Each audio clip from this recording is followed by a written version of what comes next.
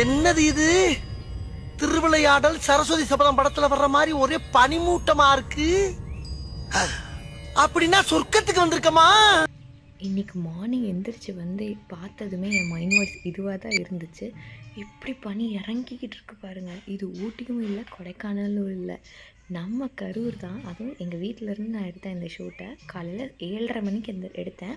அப்போ கூட அப்படியே பனி வந்து அப்படியே இன்னும் இறங்கிக்கிட்டே இருந்தது.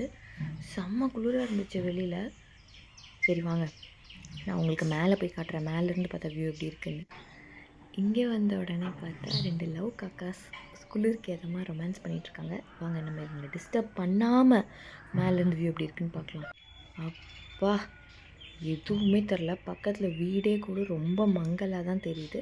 நான் கிட்டத்தட்ட ஒரு 4 இயர்ஸ் பேக் கரூரில் இதே மாதிரி பண்ணி பயங்கரமாக இறங்குனதை ஒரு ஃபுல் vlog போட்டிருப்பேன். பார்க்காதவங்க கீழே லிங்க் கொடுக்குறேன், போய் செக் பண்ணி பாருங்கள்.